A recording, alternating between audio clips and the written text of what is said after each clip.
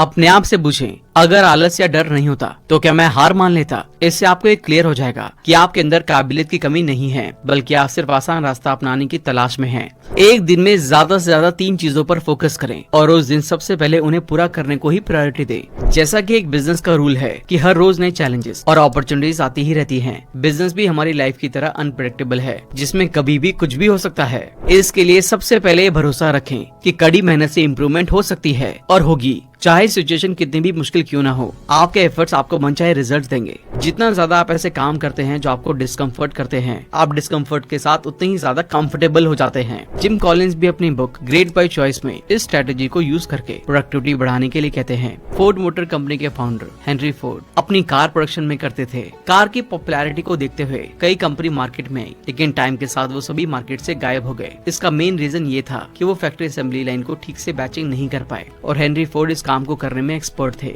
To do list की importance तो हर कोई जानता है। हर कोई जानता है कि उन्हें क्या और कब करना चाहिए, लेकिन ज्यादातर लोग ये नहीं जानते कि उन्हें क्या नहीं करना चाहिए। वो कहते हैं कि जब भी आप किसी मुश्किल ऑप्शन का सामना करें तो डिसीजन लेने के लिए आपके पास जरूरी इन्फॉर्मेशन का 40% से कम और 70% से ज्यादा नहीं होना चाहिए। आपके पास दिन में सिर्फ 24 घंटे हैं, बाकी सभी के पास इतने ही हैं। लेकिन कैसे कुछ लोग इतने ही टाइम में बहुत ज्यादा पैसे कमाते हैं और जो पूरा करना चाहते हैं वो पूरा कर लेते हैं। लेकिन वो ये सब कैसे कर लेते हैं? सैली ने गरीब लोगों की हेल्प के लिए एक चैरिटी शुरू की। उसे रास्ते में आने वाली मुश्किलों का अंदाजा नहीं था। जब उसे डोनेशन कलेक्ट करने और उसी की तरह काम करने वाले दूसरे कॉम्पिटिटर एनजीओ का सामना करना पड़ा तो उसे ये और चैलेंजिंग लगा। जब कोई डोनेशन देने से मना करता तो वो दुखी होकर ये सोचने लगती, लोग दूसरों की केयर करना क्यों नहीं चाहते, वो सेल्फिश है। इस तरह की नेगेटिव बातें सोचती सोचती बहुत जल्द सैली अपने काम के बारे में पूरी तरह से उदास हो गई। ये आदत अपने साथ बहुत सी नेगेटिव फीलिंग्स को लेकर आई, जिससे अब उसे डोनेशन लेटर लिखने और डोनेशन के कामों में हिस्सा लेने से नफरत होने लगी। जिस पर्पस की वो अपने दिल की गहराई से केयर करती थी, उसे छोड़ने में सिर्फ कुछ ही महीने लगे। अगर आपकी लाइफ भी शैली की तरह हो रही है, सपने देखते हैं और शुरू भी करते हैं, लेकिन उसे पूरा नहीं कर पाते, बीच में ही छोड़ देते हैं, तो ये वीडियो आपके लिए है। आज हम finish what you start book के बारे में बात करने वाले हैं, जिसे पीटर हॉलिंस ने लिखा है। कुछ मिनट का टाइम निकालकर ध्यान से वीडियो पूरी देखें और स्किप ना करें, क्योंकि इस बुक की सारी बातें इंटरकनेक्टेड हैं। पूरी देखेंगे तो आपको सभी बातें अच्छे से समझ में आएंगी। तो चलिए फिर शुरू करते हैं। सबसे पहले आप ये देखें, आप जो शुरू करते हैं उसे पूरा करने के लिए आपको क्या मोटिवेट करता है। एक बार एक सक्सेसफुल बिजनेसमैन का इंटरव्यू हो रहा था। ऑडियंस में से एक 21 साल के लड़के ने पूछा, मैं 2 सालों से लगातार अपने बिजनेस पर मेहनत कर रहा हूँ। होली हो या दिवाली हो, मैं दिन रात काम करता हूँ, लेकिन फिर भी मुझे आगे बढ़ने का कोई रास्ता नजर नहीं आ रहा है। सर, मुझे क्या करना चाहिए? बिजनेसमैन ने कहा, जब मैं तुम्हारी तरह स्टार्टअप कर रहा था तो शुरुआत में मैं भी कभी एक काम करता, लेकिन उसे पूरा किए बिना ही दूसरा शुरू कर देता। इस वजह से कई बार मुझे भी ऐसा लगता कि क्या मैं एक सक्सेसफुल बिजनेसमैन बन भी पाऊंगा या नहीं। एक दिन मैंने finish what you start book पढ़ी, जिसमें ऑथर पीटर हॉलिंस ने स्टेप बाय स्टेप बताया है कि कैसे हम जो भी शुरू करते हैं उसे फिनिश करते हुए अपनी मनचाही मंजिल तक कैसे पहुँचे। मैंने जब इन तरीकों को अपनाना शुरू किया तो प्रोडक्टिवली काम करने लगा और आज रिजल्ट तुम्हारे सामने है। लड़के ने कहा, अच्छा सर, प्लीज हमें भी बताइए ना। बिजनेसमैन बोले, ठीक है, अगले 23 मिनट ध्यान से सुनना और इम्पोर्टेंट बातों के नोट्स भी बना लेना। ये तरीके बिजनेस में तो हेल्प करेंगे ही, साथ ही तुम्हारी डेली लाइफ के गोल्स, जैसे कितने पैसे कमाने हैं, हेल्दी रहना है और अच्छे रिलेशनशिप बनाने में भी हेल्प करेंगे। इसलिए एंड तक ध्यान से हर चीज को समझना। तो सबसे पहले अपने गोल के लिए मोटिवेटेड रहें। मोटिवेटर्स 2 तरह के होते हैं, इनर मोटिवेटर्स यानी कि जो हमें अंदर से एक्शन लेने के लिए इंस्पायर करते हैं, और एक्सटर्नल मोटिवेटर्स, ऐसी बाहरी चीजें जो आपको एक्शन लेने के लिए मोटिवेट करें। अपने आप को एक्सटर्नली मोटिवेटेड रखने के लिए ये करें, अकाउंटेबिलिटी पार्टनर बनाएं। अकाउंटेबिलिटी पार्टनर ऐसे लोग होते हैं जो आपके गोल्स के बारे में बातचीत करते हैं। ऐसा इंसान जिसके साथ आप कुछ करने के लिए कमिटमेंट करते हैं और कमिटमेंट करने के बाद वो इंसान टाइम टाइम पर आपको याद दिलाता रहता है। जब आप हार मानना चाहते हैं तो वो आपको डांटता है और फिर से ट्रैक पर लाने की कोशिश करता है। अकाउंटेबिलिटी पार्टनर किसी दोस्त, सीनियर, टीचर या ऐसे इंसान को बनाएं जो वहाँ पहुँच गया है जहाँ पहुँचना चाहते हैं, या उस रास्ते की अच्छी समझ रखता हो जहाँ आप चल रही हैं। मनी मोटिवेशन, पैसा खोने का डर एक ऐसा मोटिवेटर है जो सभी को एक्शन लेने के लिए इंस्पायर करता है और इसका यूज आप अपने फायदे के लिए कर सकते हैं। इसका एक अच्छा एग्जांपल महंगी जिम मेंबरशिप फीस है, जिसमें एक बार में 1 साल की या 6 महीने की फीस देने के बाद आप बार बार जिम जाना चाहते हैं। आप पैसा बर्बाद नहीं करना चाहते, इसलिए जिम जाते हैं ताकि आपकी दी गई फीस का ज्यादा से ज्यादा फायदा उठाया जाए। यही तरीका अपने काम में अपनाएं। अपने किसी भरोसेमंद दोस्त को कुछ पैसे दे दें और कहें कि जब मैं ये काम पूरा कर लूं तभी वापस देना। इससे आप जो स्टार्ट करेंगे उसे फिनिश करने के लिए अंदर से मोटिवेट हो जाएंगे। अगला तरीका है सेल्फ ब्राइबरी। अपने आप से वादा करें कि अगर आप अपने बनाए हुए प्लान को फॉलो करते हैं तो आपको इनाम मिलेगा। इनाम ऐसा डिसाइड करें जो आपको बहुत पसंद हो और मुश्किल आने पर उस इनाम को याद करके आगे बढ़ते रहें। एग्जाम्पल के लिए, अगर आप इस साल जितने पैसे सेव करने का टारगेट बनाते हैं उसे पूरा कर लेते हैं तो उनमें से कुछ पैसों से अपनी मनपसंद जगह छुट्टियां बिताने जाएंगे। मनपसंद जगह घूमने की फीलिंग को ध्यान में रखने से हर बार जब आप अपना पैसा किसी फिजूल की जगह खर्च करना चाहेंगे तो ये पैसे बचाने के लिए एक पावरफुल रिमाइंडर की तरह काम करेगा। अब इंटरनली मोटिवेटेड रहने के लिए ये करें। देखिए आपको इससे क्या मिल रहा है। हो सकता है कि उस काम को पूरा करने से आपको पैसा मिल रहा हो या लाइफ में खुशी और सेटिस्फैक्शन मिल रही हो। जैसे संदीप महेश्वरी अपने सेमिनार इसलिए करते हैं ताकि लोगों की हेल्प हो सके, और आप जानते होंगे वो इसे कम्प्लीटली नॉन प्रॉफिट मॉडल पर करते हैं क्योंकि उनका पर्पस है लोगों को कुछ बेहतर सिखाना और लाइफ के बारे में एक नया नजरिया डेवलप करने में हेल्प करना, जिससे उन्हें इंटरनली खुशी मिलती है। वही इमेज बाजार के नाम से उनका बिजनेस है जिसे वो पैसों के लिए करते हैं। दोनों जगह उनका ये क्लियर है कि क्या मिल रहा है, इसलिए दोनों जगह अच्छा काम कर रहे हैं। इस तरह आप अपने काम में देखें कि उससे क्या चाहते हैं और क्या वो आपको मिल रहा है। अगर वो मिलता रहेगा तो आप काम करते रहेंगे। अगला सवाल, आपकी लाइफ कैसे बदलेगी। जैसे ज्यादा पैसे कमाकर आप अच्छा घर या अच्छी कार चला पाएंगे। अपनी कम्युनिकेशन स्किल डेवलप करके आप लोगों के साथ कॉन्फिडेंटली बात कर पाएंगे। फिर देखें आपकी फैमिली को क्या फायदा होगा। हम सबकी फैमिली हमारे लिए बहुत मायने रखती है, इसलिए उन्हें अपने आप को मोटिवेट करने के सोर्स की तरह देखें। उनके चेहरे पर उस मुस्कुराहट को इमेजिन करें जब आप उन्हें अच्छी लाइफ देकर प्राउड फील करवाएंगे। इमेजिन करें कि आपके बच्चों को अच्छे स्कूल की एजुकेशन मिल रही है, वो एक अच्छी सोसाइटी में रहते हैं और आपसे मोटिवेट होकर वो अपनी टीनेज तक इतने काबिल बन गए हैं कि स्कूल और कॉलेज का खर्च खुद से उठा लेते हैं। आपका दूसरों पर क्या इन्फ्लुएंस होगा। अपनी फील्ड के उन लोगों को इमेजिन करें जिनसे आप इंस्पायर होते हैं। आपको भरोसा होता है कि अगर वो कर सकते हैं तो मैं भी कर सकता हूँ। क्या आप नहीं चाहते कभी वो उदास बच्चा जिसे करने की कुछ उम्मीद नजर ना आ रही हो, जब वो आपकी स्टोरी सुने तो उसके अंदर से आवाज आए कि अगर ये इंसान इतनी मुश्किलों में रहकर आज वहाँ तक पहुँच सकता है तो मैं भी कर सकता हूँ।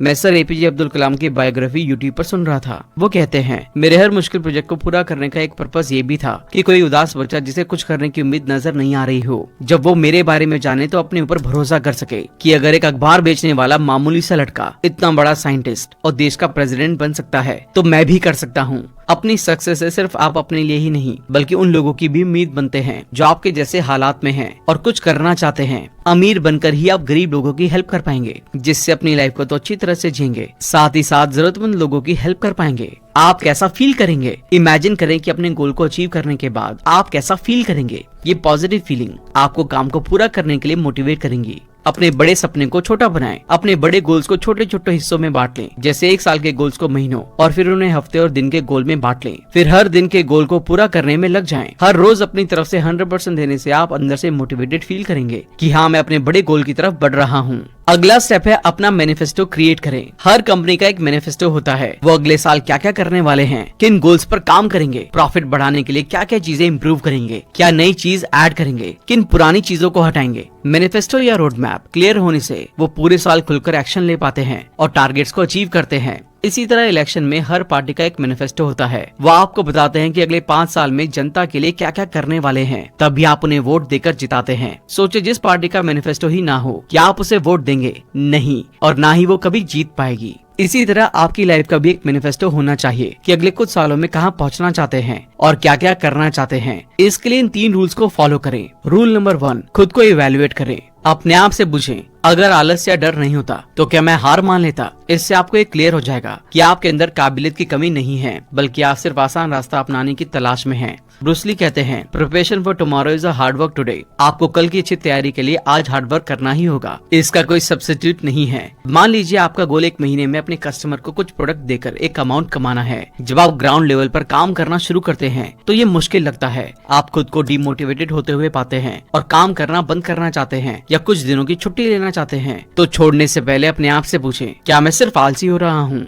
अगर सच में कोई रीजन है तो ब्रेक लेना ठीक है, और नहीं है तो काम को कंटिन्यू करते रहें। इससे आपके बारे में अपने माइंड में एक एक्शन टेकर की इमेज या मैनिफेस्टो बनने लगेगा कि जिस काम को आप शुरू करते हैं उसे पूरा भी करते हैं। Rule number 2, 3 task method. एक दिन में ज्यादा से ज्यादा 3 चीजों पर फोकस करें और उस दिन सबसे पहले उन्हें पूरा करने को ही प्रायोरिटी दें। कभी कभी हम जो चाहते हैं उस पर इसलिए काम नहीं कर पाते क्योंकि समझदारी से प्लानिंग नहीं करते। जैसे एक्सरसाइज शुरू करने से पहले सोचते हैं बहुत थक जाऊंगा या एक बार में आधा घंटा एक्सरसाइज मुझसे तो नहीं हो पाएगी। ऐसे में सिर्फ 10 मिनट के लिए 3 एक्सरसाइज चुनें और उन्हें ही करें। रात से पहले ही ये डिसाइड कर लें कि आप अगले दिन किन 3 चीजों पर कैसे काम करेंगे और अगले दिन सिर्फ उन्हीं चीजों पर ध्यान देने की तैयारी करें ताकि आप लॉजिकली प्लान बनाकर उस पर काम कर सके और इमोशन से इन्फ्लुएंस होने से बचे। रूल नंबर 3, अपनी इंटेंशन को रिअफर्म करें। ये रूल काफी हद तक रूल 1 की तरह है। ये रूल तब अप्लाई करें जब आपको अपने प्लान के हिसाब से एक्शन लेने में आलस या डर का सामना करना पड़ रहा है। जब आप काम को छोड़ने या आगे बढ़ने के बारे में डाउट करते हुए पाएं, तो अपने आप को ये बातें याद दिलाएं और इससे भी बेटर अपने जवाब कहीं पर लिख लें ताकि उन्हें दोबारा देख सके। आई वॉन्ट यानी कि मैं चाहता हूँ, यहाँ अपना फाइनल गोल बताते हुए अपने आप को बताएं कि इससे कैसे फायदा होगा। इसे अचीव करने का आपका रीजन या मोटिवेशन क्या है। अपने एक्सटर्नल और इंटरनल मोटिवेटर्स को याद दिलाते रहें, जैसे मैं अमीर बनना चाहता हूँ, मैं अपने लिए करना चाहता हूँ, अपनी फैमिली के लिए और सोसाइटी के लिए करना चाहता हूँ। आई विल यानी कि मैं करूंगा। यहाँ आप अपने आप को बताएं कि उस फाइनल गोल तक पहुँचने के लिए क्या क्या काम करेंगे। ये सवाल आपका ध्यान इस तरफ लाएगा कि आप अभी जो कर रहे हैं उसे पूरा करना कितना जरूरी है और ये काम उस बड़े गोल से कैसे जुड़े हुए हैं। आप समझ जाएंगे कि जर्नी डेस्टिनेशन का जरूरी हिस्सा है। आपका ध्यान इस तरफ जाने लगेगा कि अभी क्या करना सबसे जरूरी है। एग्जाम्पल के लिए अपने आप से कहें, अगर मैं इतने पैसे कमाना चाहता हूँ तो मुझे इस प्रोजेक्ट को पूरा करके उन दूसरे प्रोजेक्ट्स पर कड़ी मेहनत करनी होगी और मैं इन्हें पूरा करूंगा। आई विल नॉट डू यानी कि मैं नहीं करूंगा। अब अपने आप को बताएं कि आपको क्या नहीं करना चाहिए। अब ऐसे काम लिखें जो आपकी ग्रोथ में रुकावट बन सकते हैं, जैसे ध्यान भटकाना, डिसिप्लिन की कमी, काम को डिले करना और दूसरे टाइम वेस्ट करने वाले काम करने से बचें।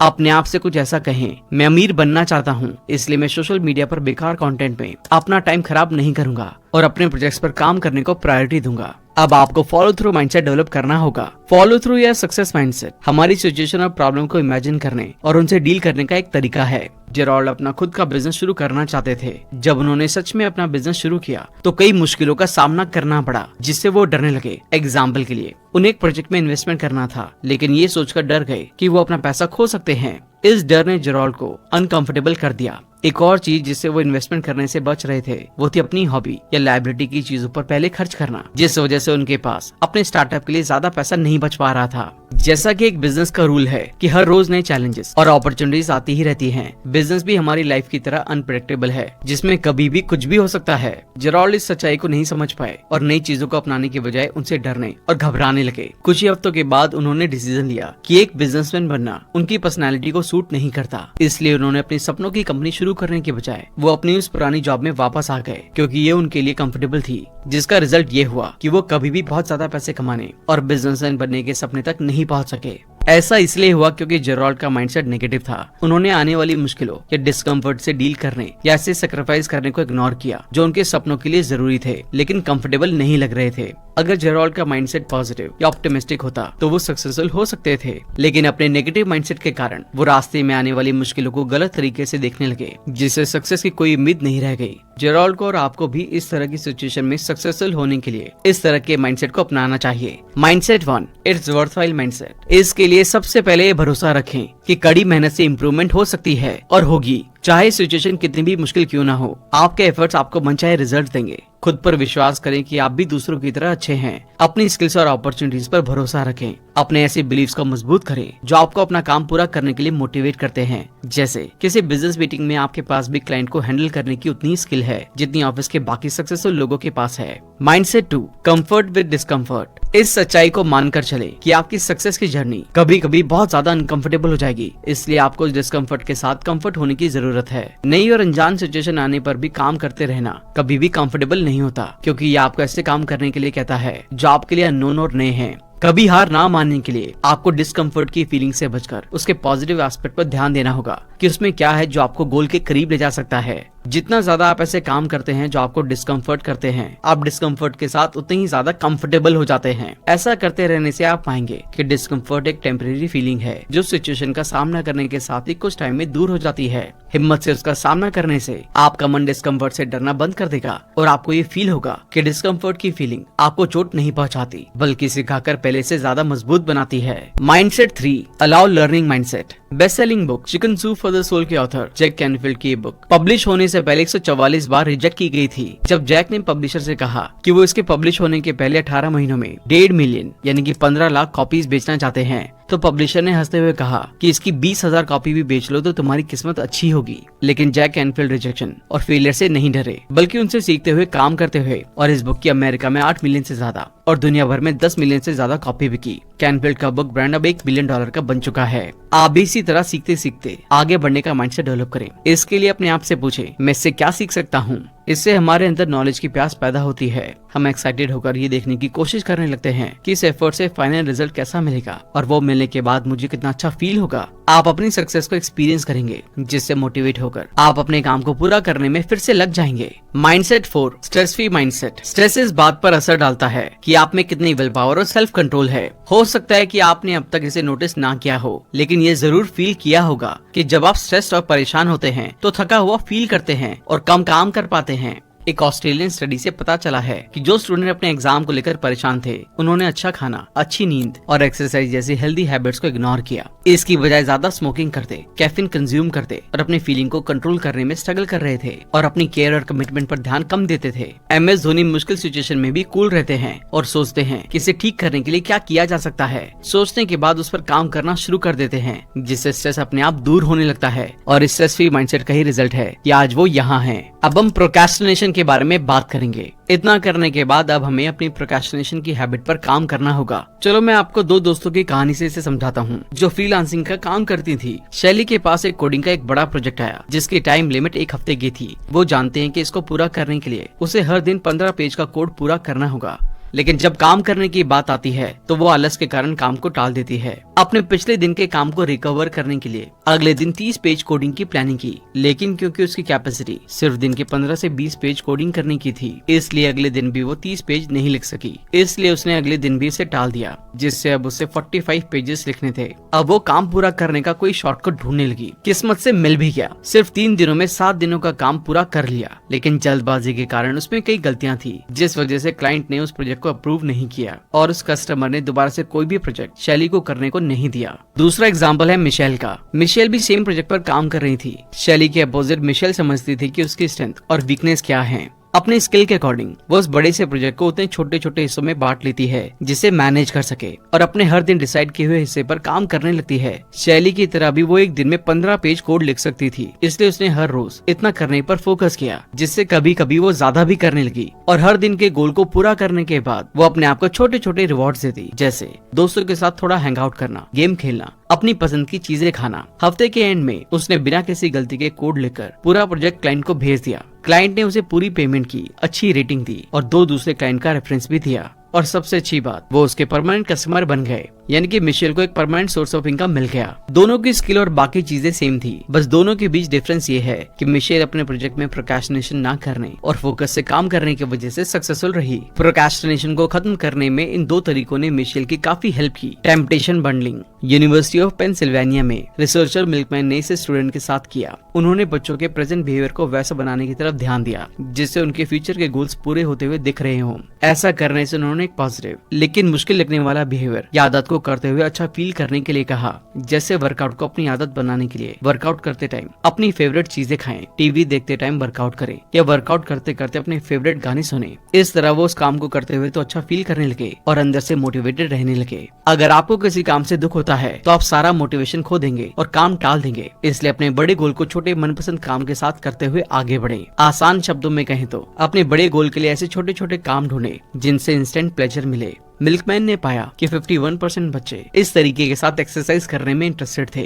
इसके लिए 2 बॉक्स वाली एक लिस्ट बनाएं। एक तरफ आपके वो काम लिखें जो भी करने का मन करता है, जिन्हें करने में मजा आता है, और दूसरी तरफ वो चीजें लिखें जो आपको अपने फ्यूचर के लिए करने की जरूरत है। फिर दोनों को आपस में मैच करते हुए नहीं करें। मान लीजिए कि आपको चॉकलेट, सर्फिंग, सॉकर और रनिंग पसंद है, लेकिन एक जगह बैठकर काम, होमवर्क या पियानो की क्लासेस लेना पसंद नहीं है और आप जानते हैं कि इनसे ही अच्छा फ्यूचर बनेगा, तो चॉकलेट खाते खाते अपने काम को पूरा करें। इससे काम भी पूरा हो जाएगा और मजा भी आ जाएगा। छोटे स्टेप से शुरू करें। कुछ भी करने से पहले बस ये देख लें कि शुरू करने में आपकी रुकावटें बहुत कम हो। एग्जाम्पल के लिए आपको 100 पेज की बुक पढ़नी है तो उसे इस तरह से ना देखें, बल्कि छोटे छोटे चैप्टर्स, पैराग्राफ्स और लाइंस की तरह देखें, क्योंकि पूरी किताब इन सबसे मिलकर बनी है। इसलिए आप इन छोटे पैराग्राफ को पढ़ते हुए छोटे छोटे स्टेप्स उठाएं। छोटे छोटे काम तेजी से पूरे होते हैं, इसलिए शुरू में छोटे छोटे ऐसे स्टेप्स लें जिन्हें आसानी से कर सकते हैं और करते करते बड़े गोल तक पहुँच सकते हैं। इस तरह सबसे पहले सबसे आसान कामों से शुरुआत करें। शायद आपको ये उल्टा लग रहा होगा कि सारी मुश्किल चीज बाद के लिए क्यों छोड़े। याद रखें, प्रोक्रेस्टिनेशन को दूर करने के लिए पहले स्टेप को जितना हो सके उतना आसान बनाना जरूरी है।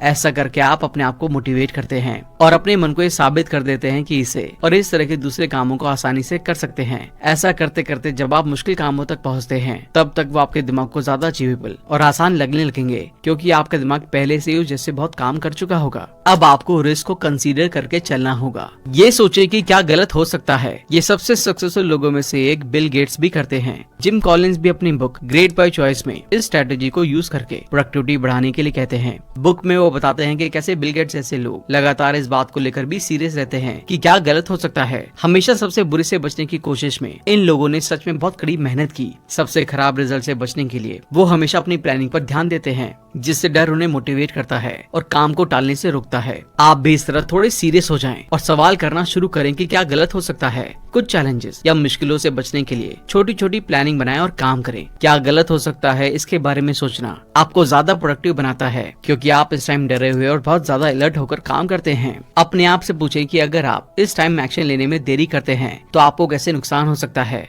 ये मौका किसी ज्यादा एक्टिव इंसान को मिल सकता है या ये हाथ से भी जा सकता है, क्योंकि कई चीजें एक सही टाइम पर ही मिलती हैं और उन्हें उसी टाइम हासिल करना होता है। हालांकि डर कोई अच्छा मोटिवेटर नहीं है, लेकिन अगर ये काम करता है तो इसका यूज क्यों ना करें। जब आप जानते हैं कि किस तरह के खतरे में हैं, तो डर आपको आगे बढ़ने के लिए अंदर से पुश करता है। आमतौर पर प्रोक्रेस्टिनेशन बोरियत, जरूरत से ज्यादा कंफर्ट और सिक्योरिटी से आती है, इसलिए इन फीलिंग को दूर करने से आप बेचैन हो जाते हैं और बुरे रिजल्ट से बचने के लिए उस काम को पूरा करने पर ध्यान देने लगते हैं। इसके बाद अपना नो डिस्ट्रैक्शन जोन बनाएं। नो डिस्ट्रैक्शन जोन बनाने में 3 मेथड काफी यूजफुल रहेंगे। पहला मेथड है बैचिंग। बैचिंग का मतलब अपने काम को उससे रिलेटेड किसी दूसरे से जोड़कर पूरा करना है। जैसे फोर्ड मोटर कंपनी के फाउंडर हेनरी फोर्ड अपनी कार प्रोडक्शन में करते थे। कार की पॉपुलैरिटी को देखते हुए कई कंपनी मार्केट में आई, लेकिन टाइम के साथ वो सभी मार्केट से गायब हो गए। इसका मेन रीजन ये था कि वो फैक्ट्री असेंबली लाइन को ठीक से बैचिंग नहीं कर पाए और हेनरी फोर्ड इस काम को करने में एक्सपर्ट थे। इसलिए हेनरी फोर्ड ने पूरी कार बनाने के कंप्लीट प्रोसेस को अलग अलग हिस्सों में बांट दिया और फिर हर हिस्से पे काम करने के लिए टीम बना दी। जैसे पहले इंजन बनेगा, फिर सीट कवर, फिर बम्पर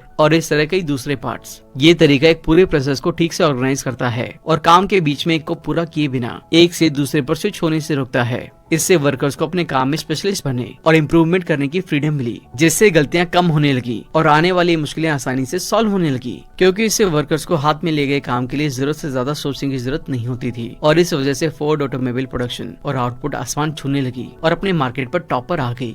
दूसरा मेथड है don't do list. To do list की इंपॉर्टेंस तो हर कोई जानता है। हर कोई जानता है कि उन्हें क्या और कब करना चाहिए, लेकिन ज्यादातर लोग ये नहीं जानते कि उन्हें क्या नहीं करना चाहिए। डोंट डू लिस्ट आपको ऐसी चीजें बताती है जिन्हें इग्नोर करके या उन पर कम से कम ध्यान देकर भी अपने फाइनल गोल को हासिल किया जा सकता है।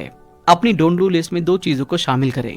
सबसे पहले उन कामों को शामिल करें जो जरूरी हैं, लेकिन किसी बाहरी रीजन के कारण आप अभी उसमें से कुछ भी नहीं कर सकते। ये ऐसे काम है जो एक या कई महीनों में आप ये वीडियो एजाज बुक क्लब का है, डिस्क्रिप्शन में लिंक है, जाकर जरूर देखिएगा।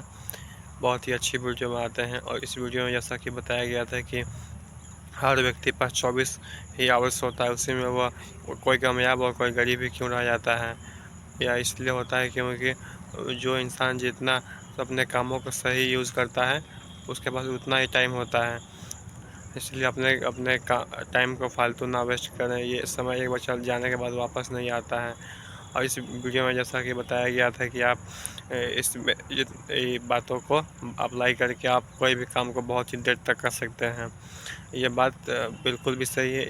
ये बात बुक मैंने भी बहुत बार सुना है और जिससे मैं अपने काम को बहुत ही देर तक कर पाता हूँ।